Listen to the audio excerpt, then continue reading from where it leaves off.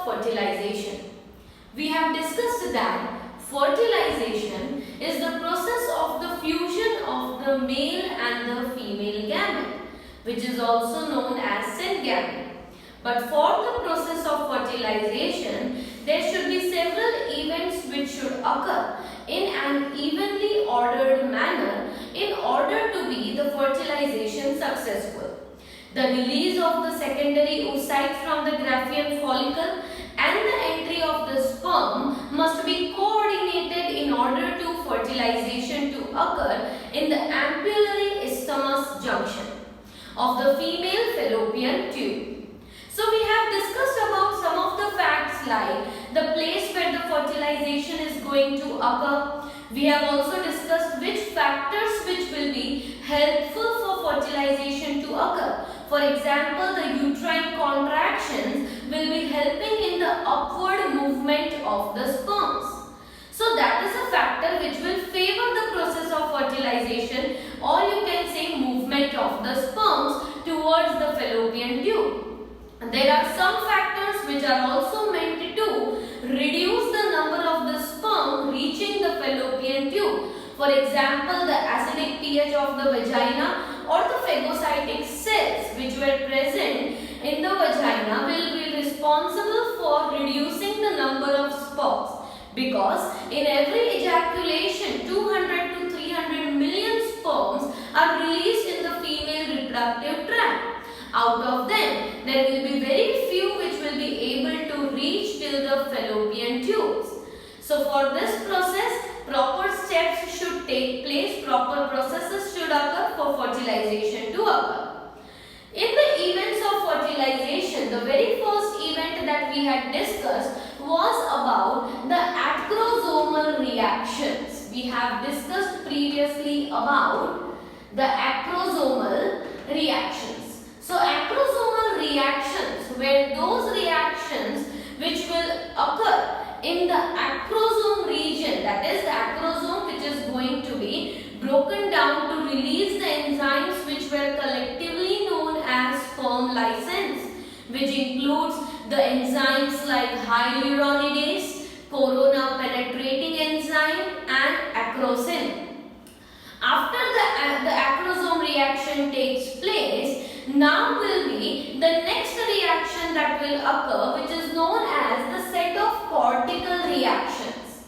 The second thing that is going to occur is cortical reactions. Now, what are cortical reactions? We know that as soon as the sperm head touches the plasma membrane of the secondary oocyte, there is another set of reactions that is going to occur known as cortical reactions.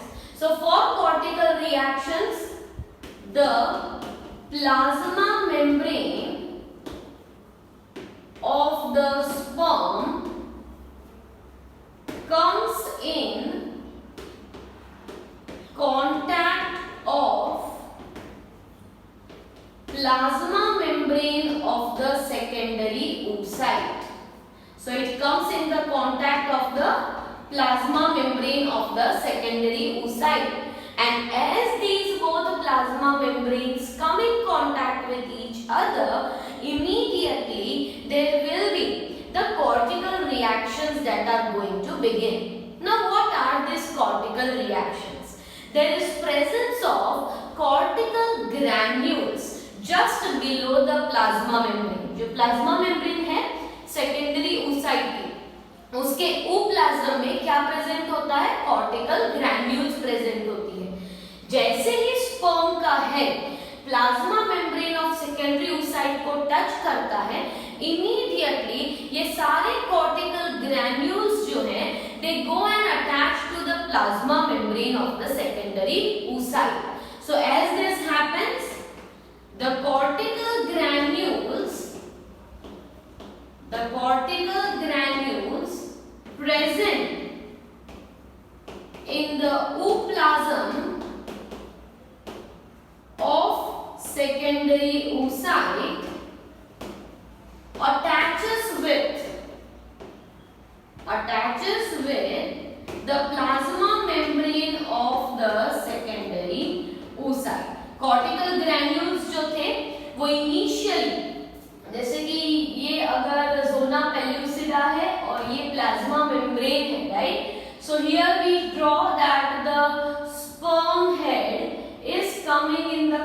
contact of the plasma membrane. So remember this layer is zona pellucida and this layer is the plasma membrane. तो sperm का head जो है अब वो plasma membrane के contact में आया है. As soon as this happens, यहाँ पे जो cortical granules present थी, जो ओप्लाज्म में प्रेजेंट होती है, वो जाके अटैच हो जाती है to the plasma membrane. Where do the cortical granules attach? Initially जब sperm अभी एंटर नहीं हुआ तब ये cortical granules जो है वो प्लाज्मा में, पर जैसे sperm का हेड प्लाज्मा मेम्ब्रेन को टच होता है, इमीडिएटली ये सारे cortical granules जाके प्लाज्मा मेम्ब्रेन को अटैच हो जाते हैं और फिर ये cortical enzymes रिलीज करते हैं in the space between the plasma membrane and the zona pellucida. So here there will be release of cortical enzymes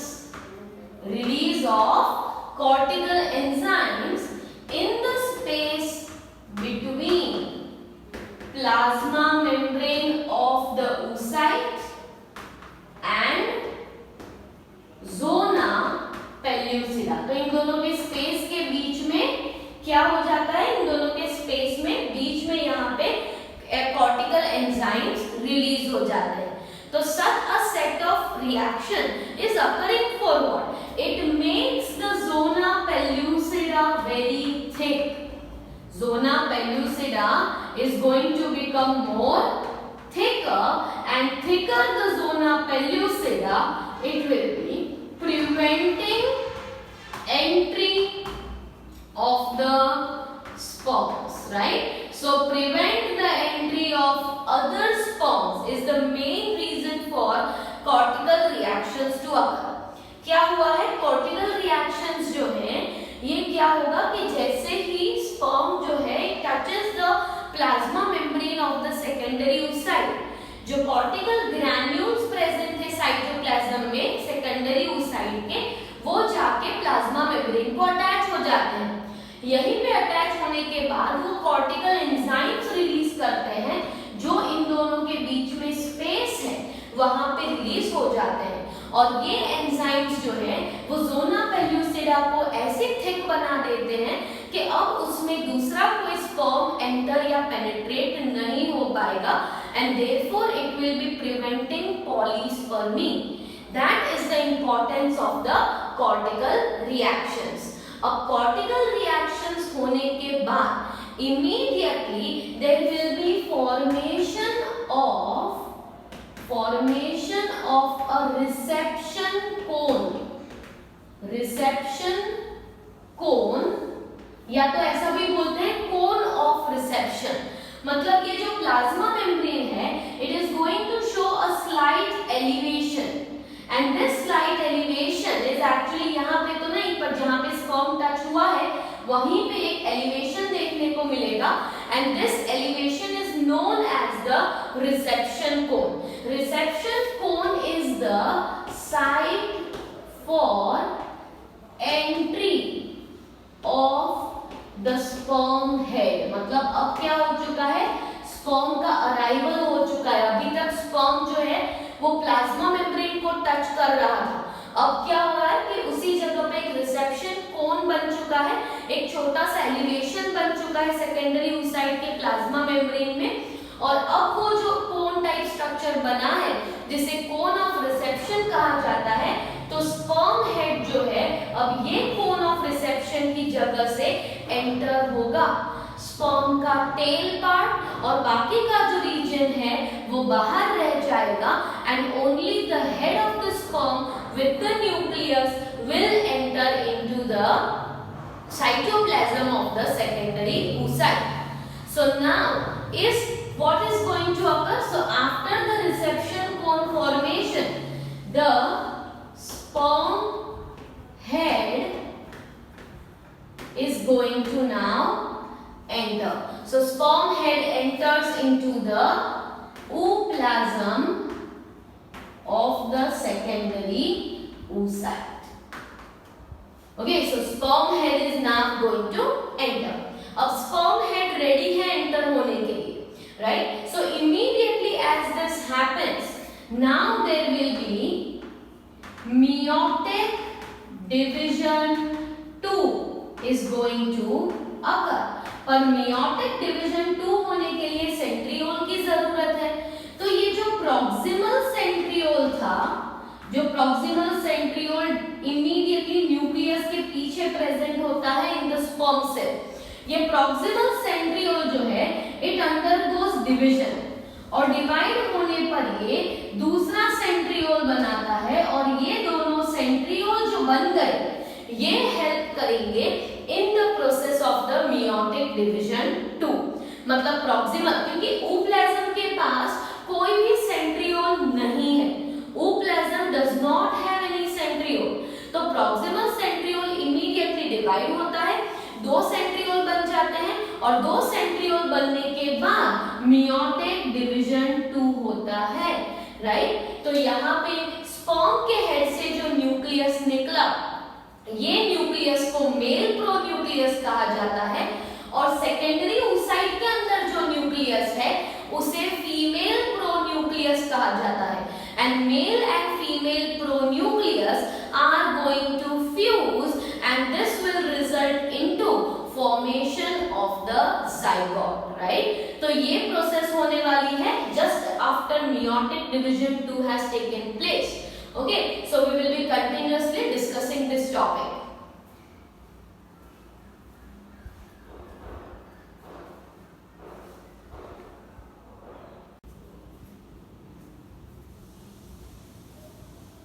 So we were discussing about the events of fertilization, जिसमें सबसे पहले acrosomal reactions होते हैं, फिर cortical reactions होते हैं और cortical reactions के एंड पे एक फर्टिलाइजेशन कोन डेवलप होता है जिसे कहा जाता है कोन ऑफ रिसेप्शन। ये कोन ऑफ रिसेप्शन जो है it is a small elevation found in the plasma membrane of the secondary oocyte और ये एलिवेटेड साइट से sperm जो है that sperm head will be entering into the ooplasm। Now just the entry of the sperm head in the ooplasm is now going to begin the meiotic division 2। So at the end of, we can say that at the end of meiotic division 2, what is going to happen? There is formation of a haploid ovum and a second polar body। क्या develop हो जाता है? जैसे ही sperm enter हुआ तो क्या होगा कि सेंट्रियोल जो है वो डिवाइड हो जाएगा, प्रॉक्सिमल सेंट्रियोल, दो सेंट्रियोल बन जाएंगे और meiotic division 2 का प्रोसेस स्टार्ट हो जाएगा। बिकॉज सेंट्रियोल जो है it will help in the formation of the spindle fibres that are required for the process of the meiotic division 2। तो यहाँ पे अब बन जाते हैं दो सेल्स, एक जो है वो है हैप्लॉइड ओवम और दूसरा जो है वो है second polar body. Second polar body हमें पता ही है कि slowly it is going to degenerate। What will happen with the haploid ovum then? The haploid ovum will be having the presence of, or we can say that it is having the female pronucleus, right? So we can say that there is presence of sperm head। sperm head में क्या होता है? Male pronucleus। sperm head will be having male pronucleus and the haploid ovum will be having the female pronucleus।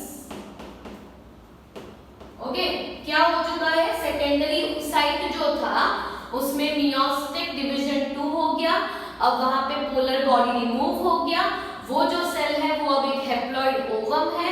हमारे पास जो sperm enter हुआ है उसमें भी न्यूक्लियस है, तो स्पर्म के न्यूक्लियस को मेल प्रोन्यूक्लियस कहा जाता है और हैप्लॉइड ओवम के न्यूक्लियस को फीमेल प्रोन्यूक्लियस कहा जाता है। अब ये दोनों mail and female pronucleus will fuse to form a diploid zygote। they both will fuse to form a diploid zygote, क्योंकि मेल प्रोन्यूक्लियस जो है that is going to be genetic material already division से ही बना है, इसलिए वो haploid ही रहेगा। Female pronucleus अब हैप्लॉइड ही है, इसलिए यहाँ पे जो बनेगा वो बनेगा एक diploid zygote। So this is how the process of fertilization is going to be complete, right? Now another important thing is that there is one more concept which is shown, which is known as fertilizing anti-fertilizing reactions. Fertilizing anti-fertilizing reaction. Now there was a researcher known as F.R. Lilly. There was a researcher known as F.R. Lilly, and Lilly had observed a specific type of fertilization process that takes place in, studied the process of fertilization in sea urchin. तो sea urchin में जो fertilization का process study किया था, इस process के according क्या होता है कि एग जो होता है मतलब जो सेकेंडरी oocyte होता है या एग हम कह सकते हैं, उनके सरफेस पे egg surface has presence of a chemical substance known as fertilizant. A chemical substance known as fertilizant. तो जो एग होता है, एग के सरफेस पे फर्टिलाइजिंग करके एक केमिकल सब्सटेंस है जो एक्चुअली एक ग्लाइकोप्रोटीन ही होता है। सिमिलरली जो स्पर्म्स होते हैं, they also have a presence of another chemical substance called anti fertilizin. मतलब एग्स के सरफेस पे फर्टिलाइजेंट होता है और स्पर्म्स के सरफेस पे एंटी फर्टिलाइजेंट होता है, और ये जो एंटी फर्टिलाइजेंट है that is going to recognize this fertilizant and then after there will be fusion of the gametes. ऐसा क्यों? क्योंकि यहाँ पे जब स्पर्म्स रिलीज होते हैं तो ऐसे बहुत सारे सेल्स होंगे जो सेकेंडरी oocyte या एग की तरह ही दिखते होंगे।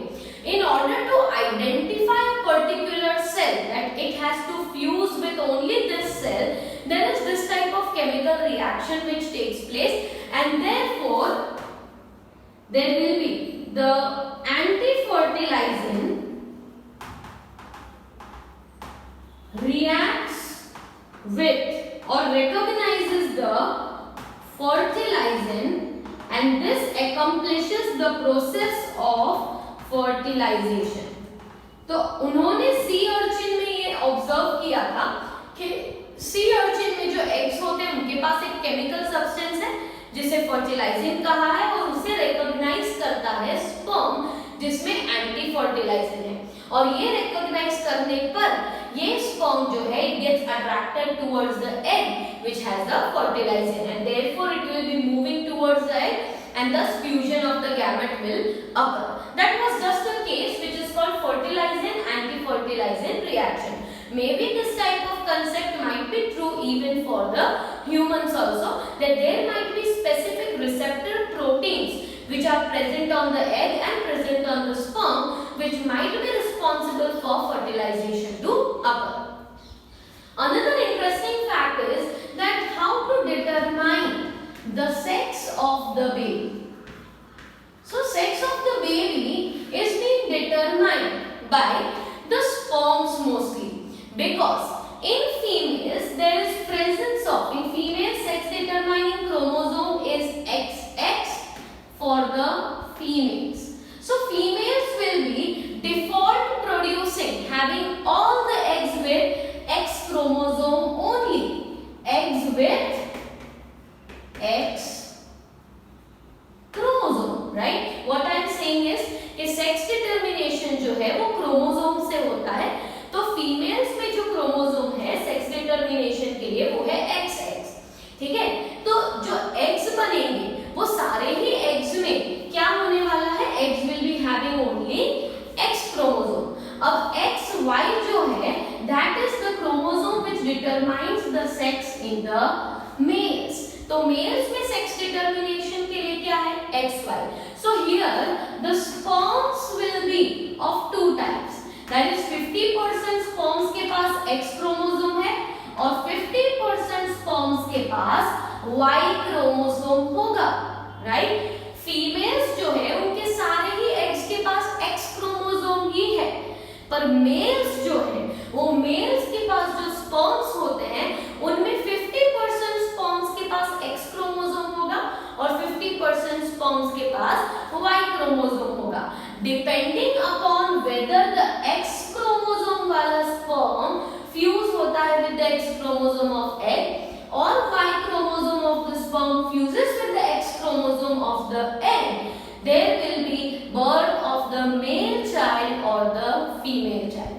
So sex is determined mainly by what? Mainly by the males. Okay. So sex of the newborn baby depends upon